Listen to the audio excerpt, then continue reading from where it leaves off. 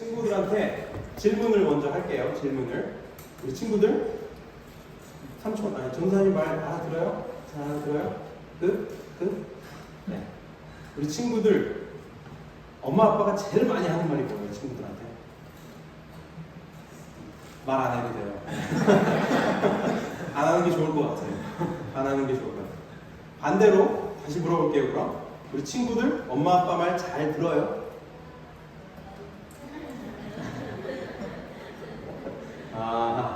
웃으면서 넘어가야죠. 엄마 아빠 말 잘 안 들을 때도 있어요. 그죠? 잘 들을 때도 있지만 그러면은 이럴 때는 어떤지 한번 얘기를 해볼게요. 엄마 아빠가 얘기했어요. 이렇게 너네들 이렇게 놀다가 여기서 넘어지면 다쳐. 이거 이렇게 놀면은 이거 망가져. 그거 하지마라고 얘기를 했는데 여러분은 말을 안 들을 때도 있어요. 많이 듣지만 그죠? 안 들어서 혹시 넘어져서 다치게 됐어요. 다치게 됐을 때 엄마 아빠가 어떻게 얘기를 했으면 좋겠는지 세 가지 중에서 하나 골라보세요. 첫 번째요. 거봐. 내 그럴 줄 알았어. 하지 말라 그랬지. 하지 말라 그랬잖아. 잘 다쳤다. 이건 넘버 원이에요. 두 번째, 어떡해. 빨리 병원 가자. 911 전화 주세요. 엄마 그 정도로 아프진 않아요. 이게 두 번째. 세 번째는 넘어져서 다쳤지. 현우야 아파 괜찮아? 까졌지? 너무 아프지? 어떡해. 아이고 어떡해. 약 발라줄게. 이거 괜찮아. 그런데 현우야 엄마가 아까부터 얘기했듯이 여기서 이렇게 놀면 넘어져서 다칠 수 있는 거야. 다음부터는 좀 기억할 수 있겠니? 라고 이야기하는 거. 이게 3번이에요. 어떤 게 제일 좋아요? 1번을 좋아하는 친구는 없을 거예요. 3번이 좋죠. 3번이 제일 좋아요. 맞아요. 누가? 무엇보다도 부모님께서 우리를 먼저 이해해 주시고 넘어지고 아프고 다쳤을 때 우리를 먼저 이해해 주시고 먼저 안아주시고 그 다음에 이제 훈계를 하고 이거 잘못했으니까 다음부터 잘하자라고 이야기하면 여러분들이 잘 알아들을 수 있어요. 그렇죠? 다 이해할 수 있어요. 그런데 우리를 누가 가장 잘 이해해 줄까요? 여러분들이 생각했을 때 엄마가 가장 잘 이해를 해주겠죠? 아빠도 이해를 잘 해주고 주변의 삼촌 이모들도 잘 이해를 해줘요. 그렇죠? 할아버지 할머니도 현우를 아주 잘 이해해줘요. 그렇죠? 그렇지만 그 중에서도 세상 누구보다도 우리 친구들을 잘 언더스탠드 해주는 분이 누구예요? 정답은 있잖아요. 다 알고 있죠, 여러분? 예수님이에요. 예수님이 여러분을 가장 잘 이해해주세요. 아플 때에도 상처 났을 때에도 그냥 잘못했을 때에도 예수님께서 오히려 그 상황을 다 오히려 잘 이해해 주세요. 그리고 예수님은 잘 다 언더스탠드 해주는 것 뿐만이 아니라 여러분들의 아픔들, 슬플 때, 기분 상했을 때, 엄마한테 혼나가지고 막 이러고 있을 때도 그 상황을 만져주시고 아픈 마음을 다 치료해 주세요. 예수님은 여러분의 마음을 고쳐주시기까지 하는 것이에요. 근데 예수님께서 여러분을 어떻게 잘 고쳐주실까요? 이해해 주시고 고쳐주실 때 어떻게 고쳐주실까요? 바로 하나님의 말씀으로 여러분들을 만져주시고 고쳐주시는 것이에요. 하나님께서 하나님의 말씀으로 온 세상을 창조하셨어요. 그렇죠? 그런데 그 예수님께서 하나님의 말씀으로 여러분의 아픔과 슬픔도 다 만져주신다라는 것이에요. 그럼 여러분 어떻게 예수님의 말씀을 들을 수 있을까요? 어떻게 들을 수 있을까? 현배 어떻게 들을 수 있을까? 예수님 말씀을 우리가 어떻게 들을 수 있을까? 대신 대답해 줄게요. 우리 매일 성경 있죠? 매일 성경. 매일매일 조금씩 읽는 매일 성경 그 말씀을 통해서 우리는 예수님의 목소리를 들을 수가 있어요. 예수님께서 뭐라고 하시는지 들을 수 있고 예수님께서 말씀으로 내 마음을 이해해 주시고 나를 안아주시는 것을 알 수가 있어요. 그래서 우리가 매일매일 예수님의 말씀을 잘 듣고 예수님의 말씀 앞에서 기도를 하면서 예수님께서 세상 누구보다 나를 다 이해하시고 더 이해하시고 나와 함께 하시는 분이구나 라는 것을 더 우리가 깨달아가는 우리 친구들 되기를 바라요. 같이 기도하겠습니다. 하나님 감사합니다. 우리 늘 드림 친구들 주님 앞에 주님 너무나도 사랑스럽고 귀한 아이들입니다. 이 아이들에게 예수님께서 살아계시면서 옆에서 늘 함께 하시고 말씀해 주시면서 이 친구들의 아픔과 주님 기분 안 좋을 때도 슬플 때도 이런 모든 것들을 예수님께서 다 이해한다는 것을 매일 성경 말씀을 통해서 더 잘 듣게 하여 주시고 주님과 함께 주님 시간 보내는 가운데 마음 가운데 든든함이 있게 해주세요. 예수님 이름으로 기도드립니다. 아멘. 내려가시면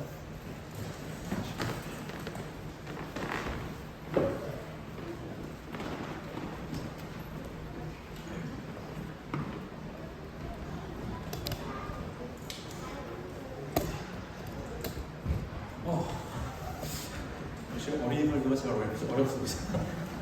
오늘 땀이 나네요. 1분이 지나자마자 이제 아이들이 다른 세상으로 가는 게 눈에 보이니까 부모님들, 옆에 계신 부모님들 오늘 말씀을 집에 가서 좀 다시 한번 복기시켜 주시고 다시 한번 좀 나누는 시간을 가지면 좋겠습니다. 네, 오늘 말씀 나누도록 하겠습니다. 오늘 말씀 제목은 참된 안식을 향한 여정입니다. 참된 안식을 향한 여정. 혹시 여러분들 주말인데 잘 쉬고 계신가요? 어제 오늘 지난 주만큼 막 긴 주말은 아니었지만 주말인데 잘 쉬고 계시나요? 여러분들은 혹시 쉬실 때 어떻게 쉬시나요? 나만의 쉬는 방법, 난 이렇게 쉴 때 쉼이 있다라고 하는 거 다 각자 있으시겠죠? 근데 우리가 이렇게 늘 쉬고 싶은데 우리가 왜 쉬고 싶을까요? 네. 당연히 열심히 일했으니까, 열심히 살았으니까, 지칠 정도로 열심히 살았기 때문에 우리는 다 쉬고 싶은 것이 아닐까 싶습니다.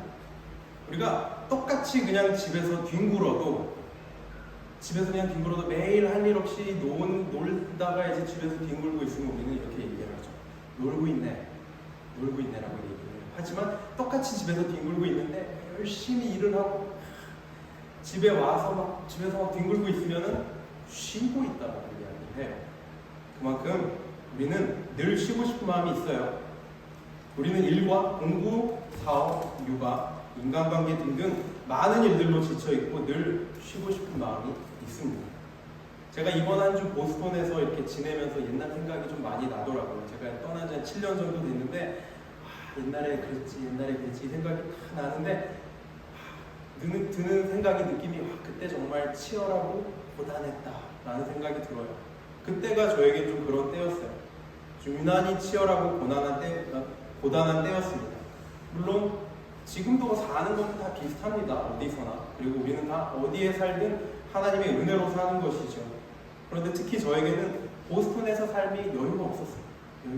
그때는 몰랐는데 지금 보니까 그렇더라고요. 정말 치열하고 고단하게 살았습니다. 그러면서 여러분들을 좀 다시 보게 되는 거예요. 대단하십니다.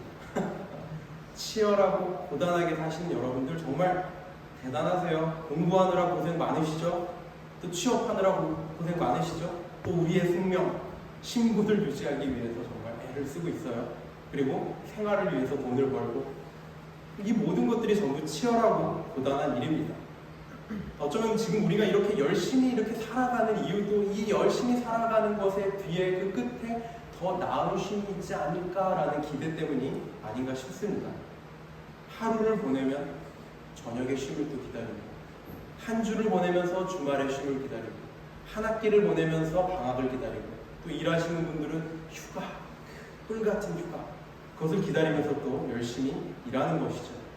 우리가 이렇게 쉼을 간절히 원하고 쉼을 위해서 이렇게 열심히 사는 것을 보면 결국 삶이라는 것이 더 나은 더 나은 쉼을 향해서 쉼이 우리 삶의 목표가 아닌가라는 생각이 듭니다. 예수님께서도 이렇게 말씀하셨죠. 수고하고 무거운 짐진 자들아 다 내게로 오라. 내가 너희를 쉬게 하리라. 예수님도 우리에게 안식을 주시기 위해서 오신 것이에요. 죄를 사하시는 것도, 병을 고치시는 것도, 마음의 상처를 치유하시는 것도 결국 무너지고 지치고 상한 사람들에게 안식을 주기 위함입니다. 우리가 쉰다라고 생각을 했을 때 뭐 다양한 모습들이 떠오르실 거예요. 그냥 정말 아무것도 안 하고 있으면서도 더 격렬하게 아무것도 안 하고 싶은 그 널브러져 있는 상태. 이걸 쉼이라고 생각하실 수도 있고, 어떤 분들은 나는 그렇게 쉬지 않아요. 나는 정말 나의 취미생활, 나의 뭔가 그 몰두할 때 참 쉼을 느낍니다 라고 쉼을 누리기도 합니다. 그런데 예수님께서 우리에게 주시는 쉼은 그런 쉼이 아니라는 것입니다. 조금 다릅니다. 예수님께서 우리에게 주시는 쉼은 하나님 안에 거하는 것입니다. 예수님께서 우리에게 주시는 쉼은 하나님의 다스림 가운데 거하게 하시는 것입니다. 이것이야말로 바로 참된 안식입니다. 그래서 참된 안식 가운데 있으면 여전히 세상살이가 전쟁 같아도 평화를 누릴 수 있는 것이죠. 날마다 치열한 도무지 끝이 없을 것 같은 막막한 인생 가운데도 우리가 이렇게 고백할 수 있는 것이에요.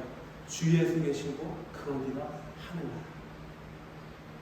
그리고 그 안식의 최종 끝은 완전한 하나님 나라로 들어가는 것입니다. 인간의 고난, 아픔, 죽음까지 완전히 그치는 바로 그때가 우리의 참된 안식, 그 종착역이에요.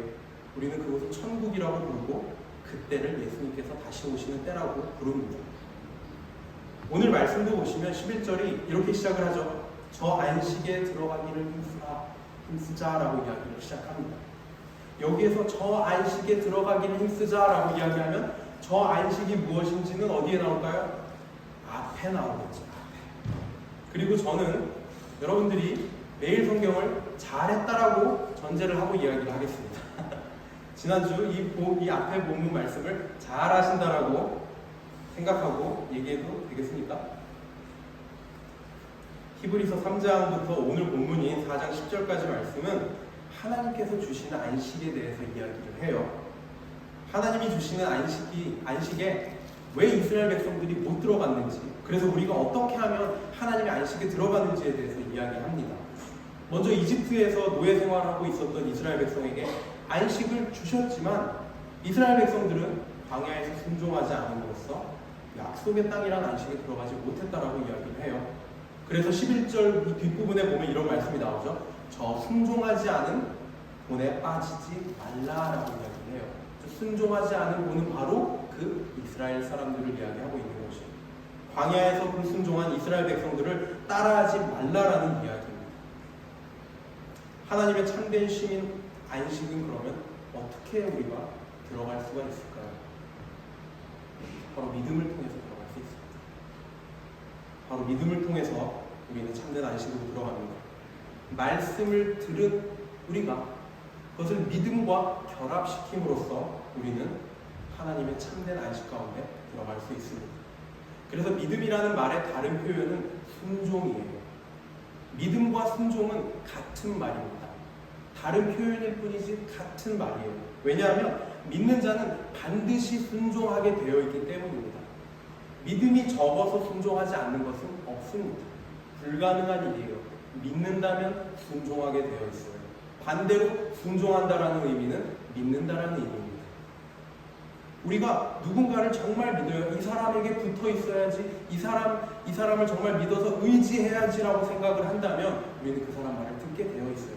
자동으로 그 사람이 하는 말을 따라하게 되어 있어요. 순종하게 될 수밖에 없는 것이죠. 반대로 우리가 누군가의 말을 열심히 들어요. 열심히 듣고 막 말하는 대로 막 하고 있어요. 그 말은 무슨 말입니까? 그 사람을 잊고 있다라는 뜻이에요. 그렇기 때문에 성경에서도 말씀을 믿는다라는 말과 말씀에 순종한다라는 말을 동의어처럼 반복해서 씁니다. 어디선 순종한다, 어디선 믿는다. 같은 뜻입니다. 그러면 무엇을 믿고 무엇을 순종합니까? 바로 12절 말씀에 나오는 말씀, 시작에 나오는 말씀. 하나님의 말씀이에요. 하나님의 말씀.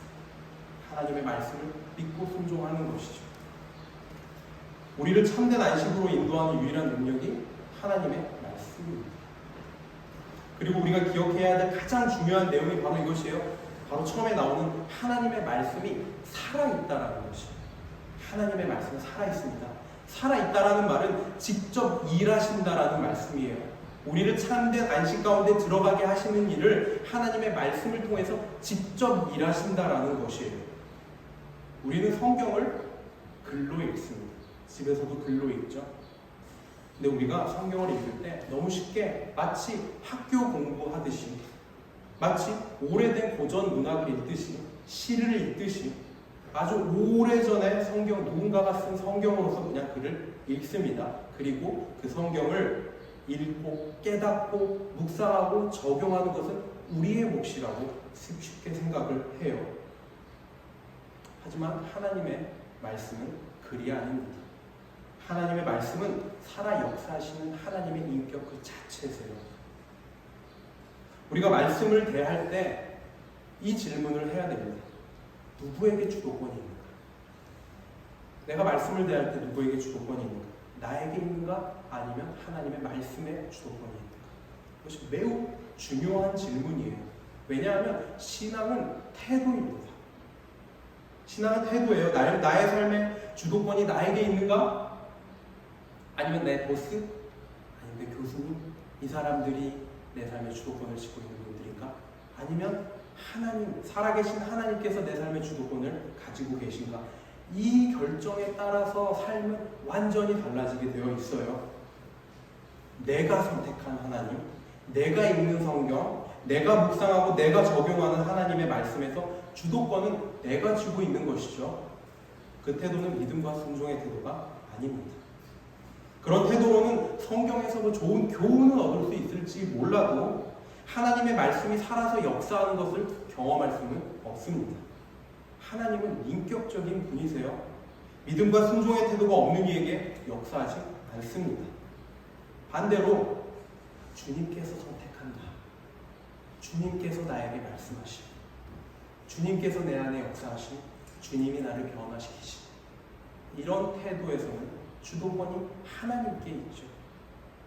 이런 믿음과 순종의 태도는 하나님의 말씀이 살아서 역사하시기 아주 좋습니다. 그래서 우리가 주어를 바꿔야 돼요. 이 말씀 아주 중요해요. 내가 살아있고 내가 활력이 있어 하나님의 말씀을 읽고 적용하고 순종하면서 살아야지, 이것이 아니라 하나님의 말씀이 살아있고 하나님의 말씀이 운동력, 활력이 있어서 내 안에서 나의 삶을 변화시키시고 역사하시고 하나님께서 직접 일하신다는 것이죠. 그래서 믿고 순종한다는 것은 살아서 역사하시는 하나님의 말씀을 인정하고 주도권을 내어드리는 것이에요. 결국 순종이라는 것은 내가 뭘 하는 것이 아니라 모든 주도권을 하나님께 드리는 것입니다. 말씀을 내가 지키는 것이 순종이 아니라 말씀이 나를 변화시키는 것임을 믿고 따르는 것이 순종입니다. 그래서 하나님의 말씀이 살아있고 활력이 있으면 나는 어떻게 되겠습니까? 나는 죽어있고 나는 수동적이 돼야지 정상인 것이에요. 제 이야기입니다. 제 간증이에요. 제 인생 간증입니다. 지금도 제 삶에서 가장 중요한 것은 그냥 성경을 읽는 것입니다. 그냥, 여기서 중요한 건 그냥이에요. 그냥 성경을 읽어요. 때로는 아무 생각 없이 그냥 읽기도 합니다.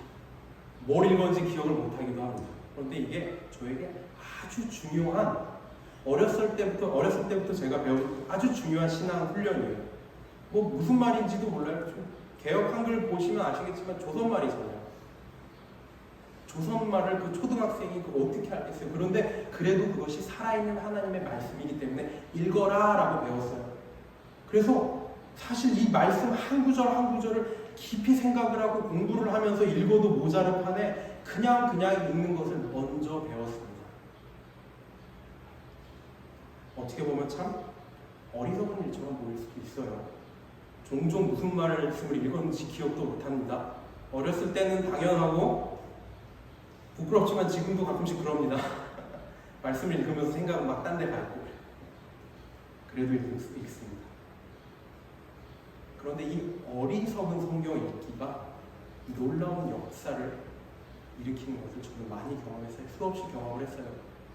내가 말씀을 읽는 것이 아니라 말씀이 나를 읽어요.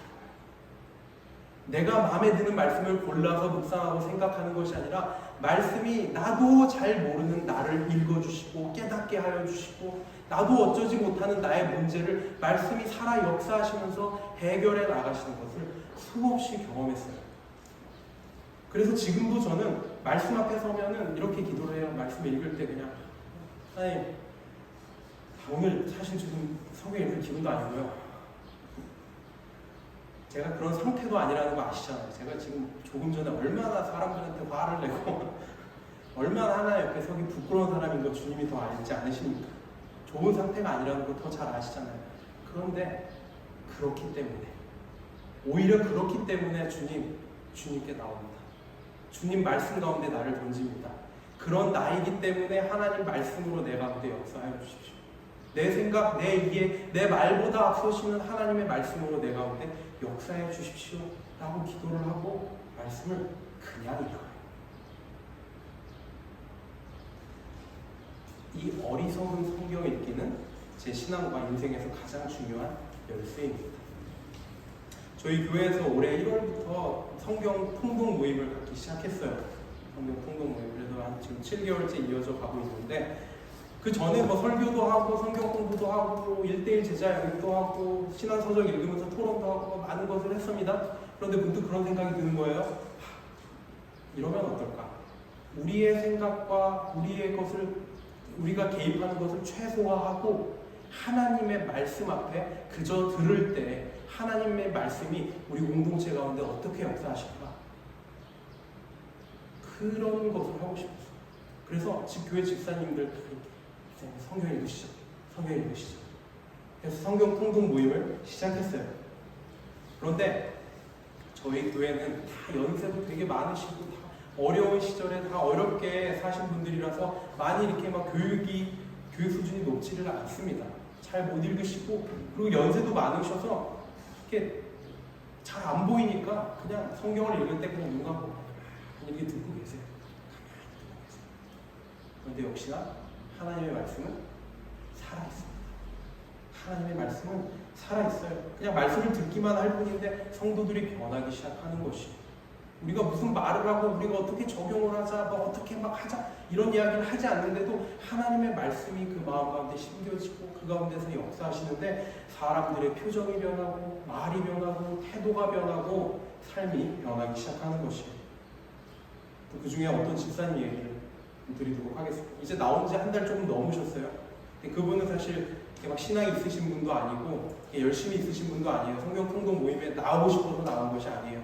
어느 날 일을 가시다가, 연세가 굉장히 많으신 분인데 일을 가시다가 자동차 사고가 났어요. 차 사고가 옆에서 2번을 들이받아서 차가 막 이렇게 굴러갈 정도로 큰 사고가 났는데, 너무 감사하게도 몸은 크게 안 다치셨는데 차가 막 말도 안 되게 고장 난 거죠. 그래서 아무 데도 못 가고 집에서 앉아 계시니까 친구 이제 집사님께서 그 집사님을 모시고 성경 통독 모임에 나온 거예요.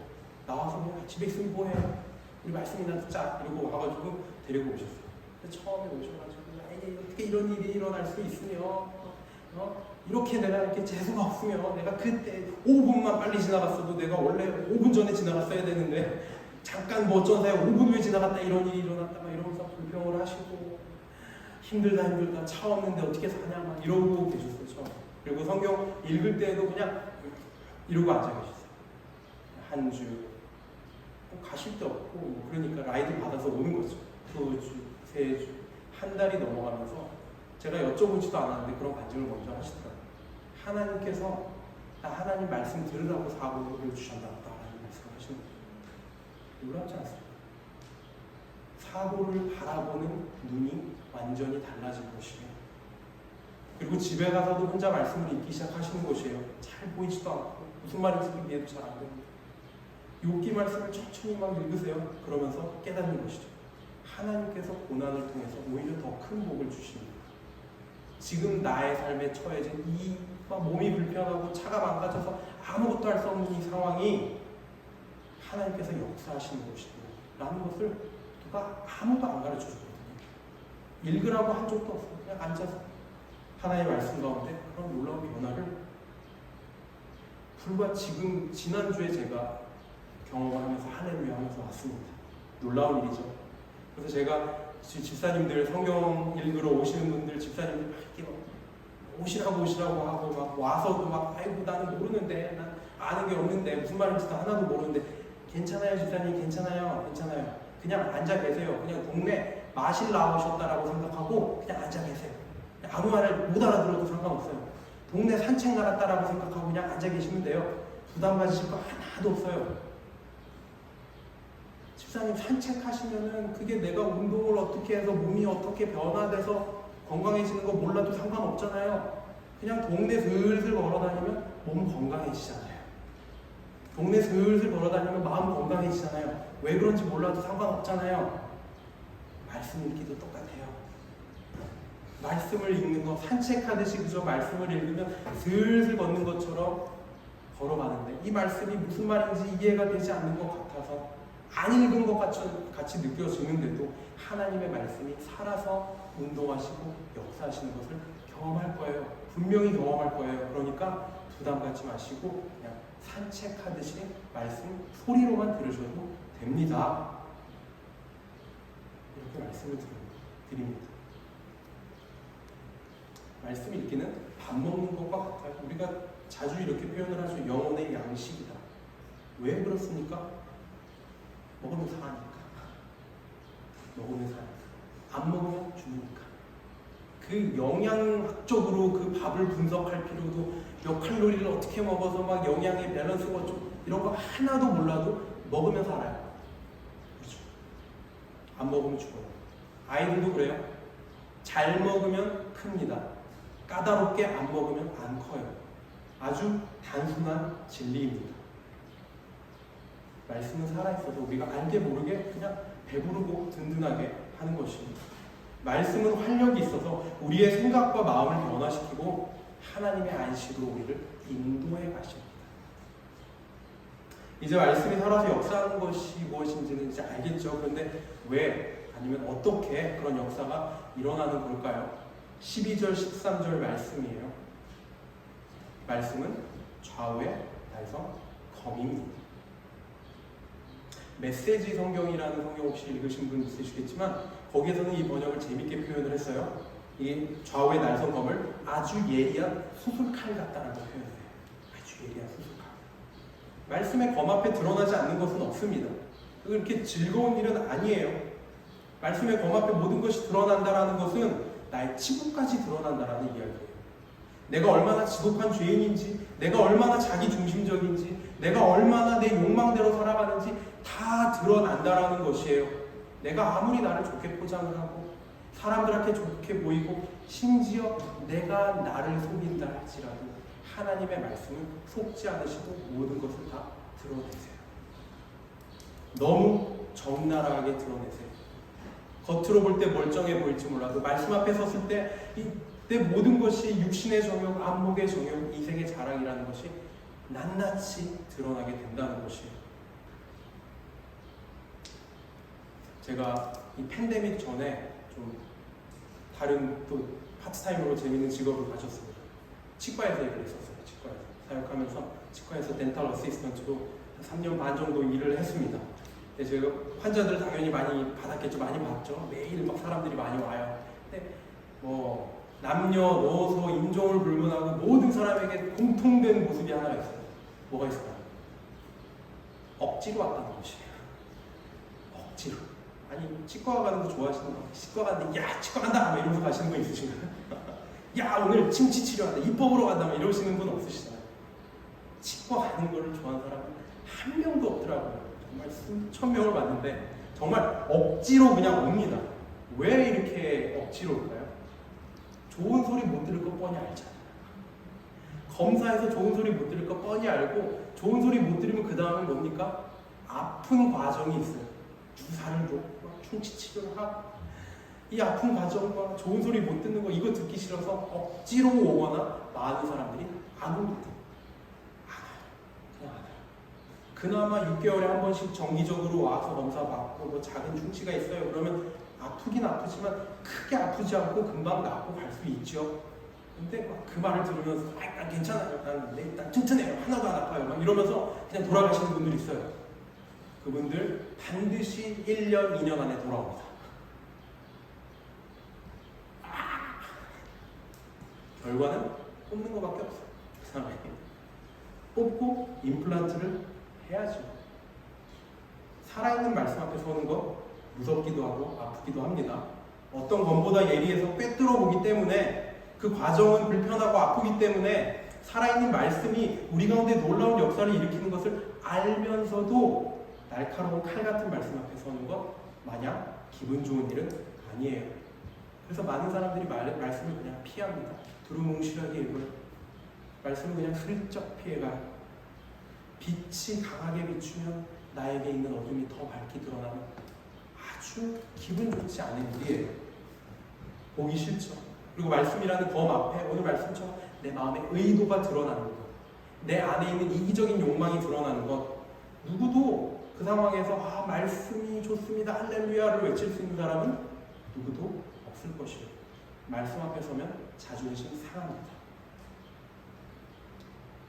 치과에 가는 것이 아프기도 하고 두렵기도 하지만 그래도 때마다 찾아가고 조금 아플 때 찾아가야 되는 이유는 그래야 치료를 받을 수 있기 때문이에요.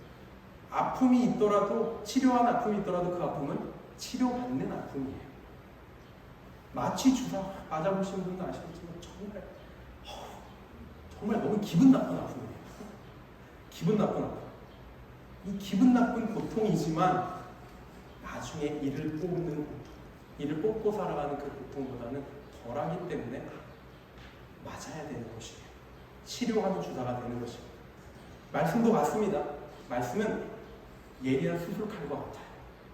우리 몸 안에 나쁜 일이 일어나고 있다면, 제거해야 되는 부분이 있다면 아프고 무서워도 주저없이 수술칼로 잘라내야 하듯이 말씀이 우리를 불편하게 하고 아프게 해도 우리는 주저하지 않고 살아있는 말씀 앞에 우리 영혼을 맡겨야 됩니다. 그것은 반드시 치료하는 말씀이기 때문에 지금 드러나고 나중에 드러나든 세상에 어떠한 것도 우리 마음속 아무리 깊은 곳에 있는 것도 말씀의 검 앞에 피할 길은 없습니다. 오늘 지금 그 말씀의 검 앞에 선다면 그것은 치료의 검이 될 것이에요. 그런데 이 치료의 검을 거부하면 결국 남은 것은 심판의 검이 되는 것입니다. 살아있는 하나님의 말씀은 살리든지 죽이든지 둘 중에 하나를 합니다. 여러분, 살아있는 말씀 앞에 서기를 두려워하지 마십시오. 말씀은 우리 안에 죽어야 할 죄를 죽이고 우리를 치료하고 살리는 능력 있는 말씀입니다. 오늘 병원 얘기를 많이 하는데요. 저는 예전에 한국에 있을 때 병원 가는 거 너무 무서워요. 치과뿐만 아니라 그냥 병원이라고 하면, 의사라고 하면 너무 싫어했어요. 제 개인적인 경험 때문이에요. 다 그런 건 아닌데 저의 편견이자 그냥 지극히 개인적인 경험인데, 저는 병원에 가서, 의사 선생님 계시나요? 병원에 가서 기분 좋은 적이 거의 진짜 한 번도 없었던 것 같아요. 의사 선생님을 만나서 기분 좋은 경험이 거의 한 번도 없었어요. 가면 이해는 갑니다. 한 분의 의사 선생님이 너무 그 말도 안 되는 짧은 시간에 말도 안 되는 수의 환자를 다 봐야 하기 때문에 진단부터 막 진료 그것까지 3분 안에 다 끝내야 되는 그런 상황이잖아요. 이해는 가요. 근데 저는 아파서 마음 졸이면서 갔는데 의사 선생님이 눈도 안 마주치고 계속 타자만 치시면서 형식적인 질문하시고, 제가 아픈 얘기를 하려고 하는데 그냥 알아요 라고 얘기하고 그냥 진료 끝났습니다 다음이요 이러고 나오면 너무 기분이 안 좋았어요. 그래서 그런 경험이 쌓이다 보니까 병원 가기를 꺼려하고 병원을 잘 안 갔어요. 좀 안 좋아했어요. 미국에 왔죠. 미국에서도 병원에 갔습니다. 병원에 갔는데 깜짝 놀랐어요. 의사가 너무 친절하고 의사들이 너무 친절하고, 이게 뭐지? 처음엔 너무 놀랐어요. 뭐지, 내가 잘못했나? 약간 그런 생각이 들 정도로 의사들이 너무 친절하고, 제일 놀랐던 게 의사들이 환자를 쫓아다녀요.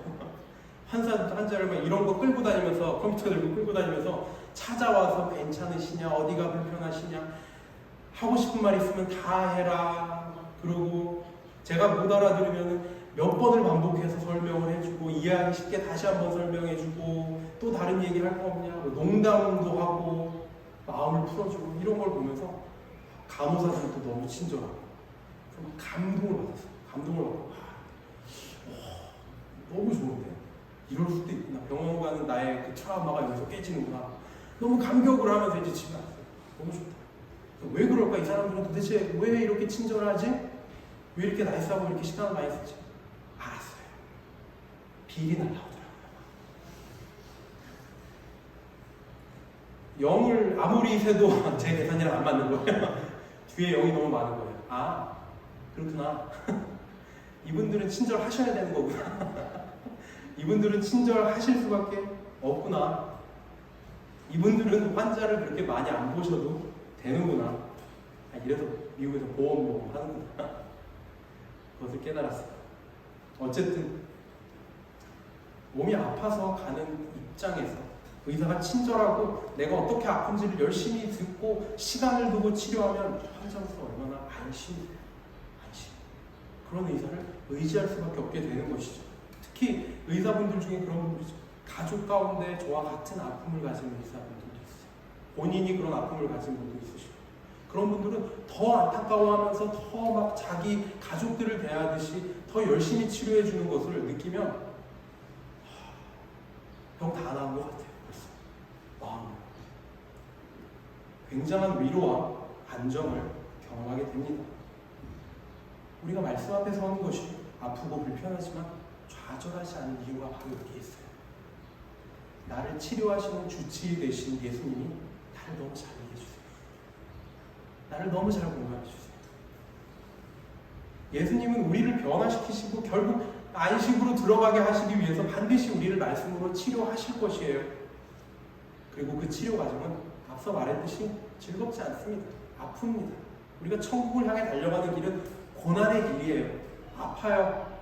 내가 주님 안에서 변화되는 과정은 아픈 길이에요. 기분 좋지 않아요. 자존심 상합니다. 불편합니다. 말씀이 나빠서가 아니라 내가 나빠서 그런 거잖아요. 내가 아주 치료하기 힘든 고집센 죽을 병에 걸린 환자이기 때문에 그렇잖아요. 예수님께서 그 모든 상황, 모든 감정까지도 다 아시고 그 과정의 두려움도 아시고 불편함도 다 아신다는 것입니다. 다 아세요. 누구보다 나를 더 잘 아십니다. 그래서 더 우리를 치료하기를 원하시는 거예요. 그래서 더 우리가 더 큰 은혜로 살아가기를 원하시는 것이에요. 그래서 더 그냥 물러서지 않으시고 수술의 칼을 들이매시면서 우리에게 가까이 오시는 것이에요. 우리를 살리고 싶으셔서. 나를 치료하시는 말씀의 수술칼을 들고 계신, 반드시 내 안에 나쁜 것을 제거하고 영원히 살리실 예수님이 있기 때문에 우리는 안심할 수가 있는 것입니다. 바로 그 예수님이 그저 눈도 안 마주치고 기계처럼 일하는 그런 의사가 아니라 내 손을 잡아주시고 안아주시고 고통을 이해하시고 내가 나을 때까지 절대 포기하지 않으시고 내가 회복되는 그 끝까지 내 옆에 앉아 계시는 예수님이시라는 것입니다. 예수님은 우리를 살리기 위해서라도 결코 말씀의 칼로 우리를 수술하는 일을 멈추지 않으실 거예요. 내가 아파한다고 그냥 공감만 하면서 뒤로 물러나시지 않으실 거예요. 칼을 댔는데 우리가 아파가지고 이런다고 예수님이 아팠지 칼 빼고 그냥 안아주기만 기대하지 마십시오. 그 고통을 같이 아파할지언정 피 튀기는 수술의 과정이 있을지언정 예수님 포기하지 않으시고 말씀의 칼로 우리를 치료해 나가실 것입니다. 우리를 그렇게 안식으로 인도하시며 변화해 나가실 것입니다.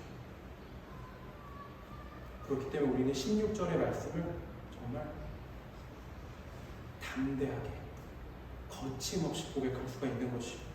그러므로 이 앞에 우리가 나눈 이 말씀, 이 앞에 절, 이 모든 말씀 그렇기 때문에 참된 안식으로 들어가기 위해서 살아있는 말씀의 역사를 통해서 아프고 두려울지언정 나의 아픔을 가장 잘 아시고 공감하시는 의사 되시는 예수님 앞에 우리는 담대하게 나갈 수 있는 것입니다.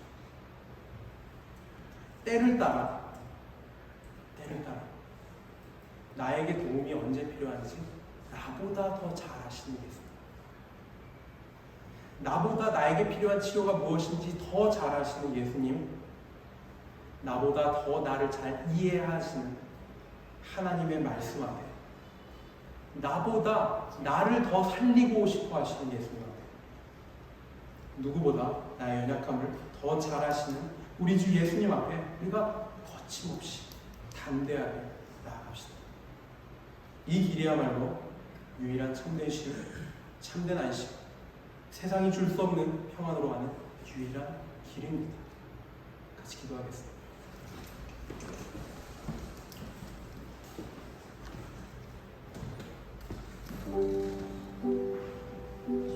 기도하실 때 주님, 우리가 삶을 쉼없이 달리고 그 뒤에 더 나은 쉼이 있을 것처럼 정말 지금 모든 것을 다 부어서 쉼없이 달리지만 주님, 참된 안식을 우리 주시는 분은 오직 하나님이십니다. 주님, 그 길 가운데 고난이 있고 고통이 있고 말씀으로 우리가 아프고 그 두려움 가운데 있다 할지라도 주님, 우리를 포기하지 않으시고 우리를 끝까지 안아주시며 이해해 주시며 때를 따라 도우시는 주님, 그 주님 우리가 바라보게 하시고 우리가 그 주님의 말씀, 그 주님의 역사하심 앞에 믿고 순종하는 우리 되게 하여 주시옵소서. 같이 기도하도록 하겠습니다.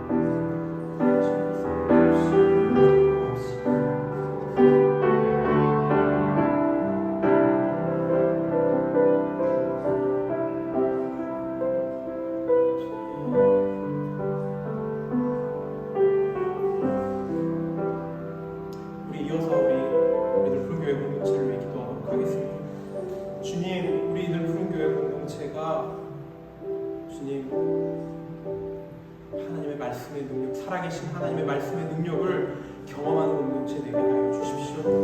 말씀에 귀를 기울이게 하시고 살아 역사하시는 그 말씀에 인도하심 따라서 흘러가는 우리 공동체 되게 하여 주십시오. 우리의 생각, 우리의 말들, 사회적인 어떠한 것이 아닌 살아계신 하나님의 말씀을 따라가며 그 말씀이 우리를 담금질한다 할지라도 두려워하지 않고 담대하게 은혜의 예수님 앞에 우리가 함께 달려가는 공동체 되게 하여 주십시오. 같이 기도하도록 하겠습니다.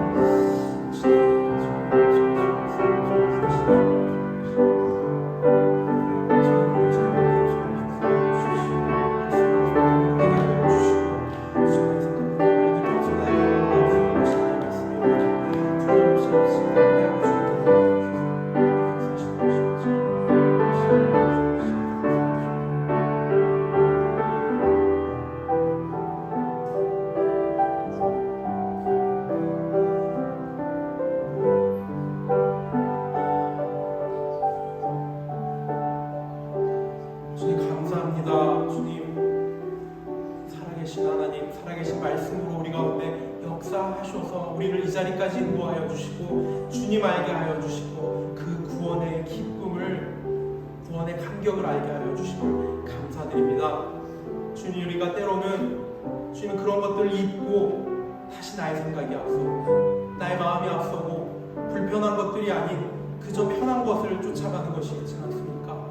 주님, 살아계신 하나님의 말씀 앞에, 역사하시는 하나님의 말씀 앞에 주님 두렵고 떨릴지라도 아플지라도 그 끝에 참된 안식이 있음을, 그 길 가운데 예수님의 안아주심, 공감하심이 있음을 우리가 알고 주님 기꺼이 따르게 하여 주시옵소서. 주님, 우리에게 참된 안식을 주시는 그 주님, 때를 따라 은혜를 주시는 그 예수님 앞에 우리가 담대히 나가게 하여 주시옵소서. 우리가 하나님의 말씀을 믿고 순종하는데 멈춤이 없게 하여 주시옵소서. 감사드리며 예수님 이름으로 기도드립니다.